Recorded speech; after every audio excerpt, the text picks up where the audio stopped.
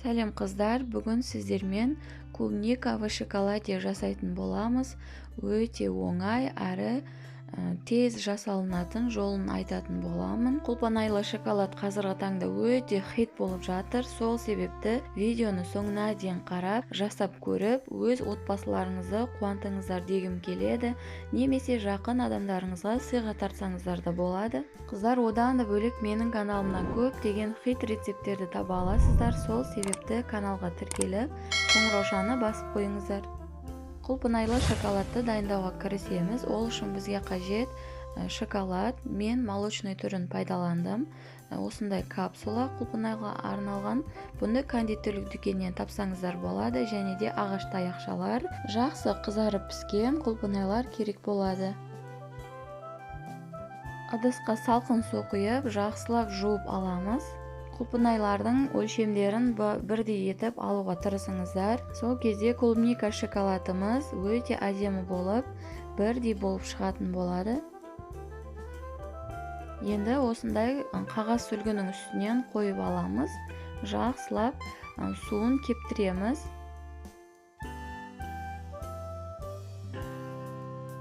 Кептіріп болғаннан соң осындай ағаш таяқшаларды бас жағынан кіргізіп шығамыз. Бұл бізге шоколадқа батыруымызға көмектесетін болады. Жай ғана жапырағынан ұстап құлпынайды шоколадқа батыратын болсаңыздар, жапырағы жұлынып, клубникамыз сол шоколадтың ішінде қалып кетуі мүмкін. Сол себепті ағаш таяқшаны пайдаланамыз.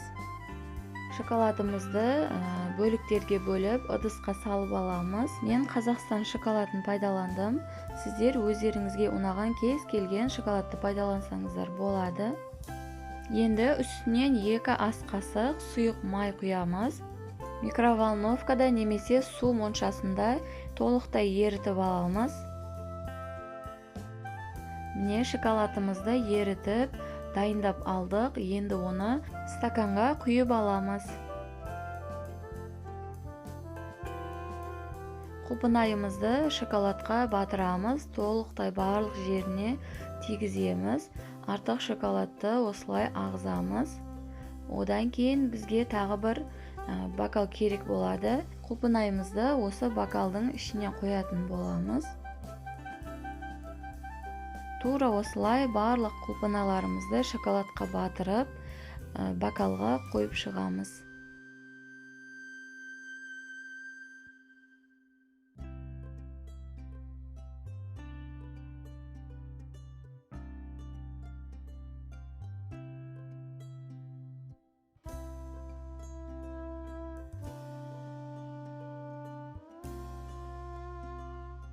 Міне достар, барлығын жасап алдық. Енді құлпынайлы шоколадымызды 15 минутқа тоңазытқышқа қоямыз. Бетінде шоколады жақсы қату керек. Стаканда аздап қалып кеткен шоколадты осындай кондитерлік қапшыққа салып алдым. Мен қазір бұны бетіне оформлениясын жасайтын боламын, яғни бетіне әртүрлі өрнектер саламыз осы шоколадтың көмегінде. 15 минут өтті. Енді құлпынайларымызды тоңазытқыштан алып, бір-бірден осылай пергамент қағаздың үстінен қоямыз. Жаңағы мешоктың ұшын аздап кесеміз. Содан кейін осылай бетіне әртүрлі өздеріңізге ұнаған өрнекті салсаңыздар болады. Маған осы ең оңай түрі және де өте әдемі болып көрінеді. Осылай етіп жасадым. Не барлығына жақсылап өрнек салып алдым, кейбіреулеріне салған жоқпын. Енді бұны біз 15 минутқа тағы да тоңазытқышқа қоямыз. 15 минут өтті, бетіндегі шоколады жақсы болып қатып шықты. Енді өз отбасыларыңызды дәл осы құлпынайлы шоколадпен қуантсаңыздар болады. Әсіресе менің балапандарым өте қатты жақсы көреді.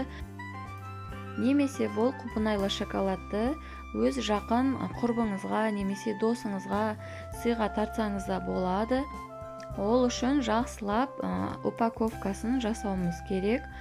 Бізге керек капсула және де осындай коробка, пергамент қағазы керек болады. Бұлардың барлығын кондитерлік дүкеннен сатып аласыздар. Пергамент қағазды коробкамыздың ішіне орналастырамыз. Артық жерлері болса кесіп тастаңыздар. Капсулаларды да дайындаймыз бір-бірден. Құлпынайларымызды ішіне орналастырып, коробкаға қойып шығамыз.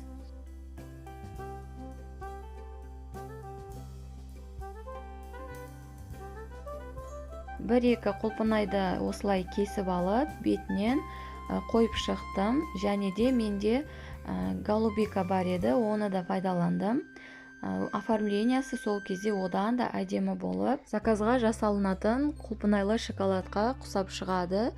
Коробкамыздың бетін жауып, лентаны байлаймыз.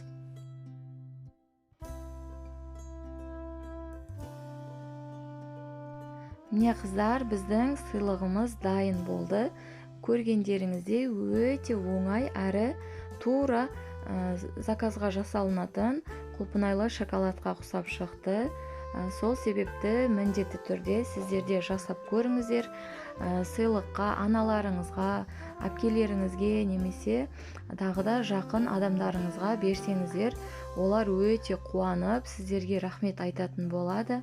Қыздар, видеоны соңына дейін қараған болсаңыздар, лайк басып, каналға тіркеліп, қоңыраушаны басып қойыңыздар. Дәл осы рецепті іздеп жүрген құрбыларыңыз, достарыңыз бар болса, соларға жіберіп қойсаңыздар болады. Егер де сіздер де жасап көрген болсаңыздар, комментарияда бөлісіп кетіңіздер. Келесі видеоларда кездескенше.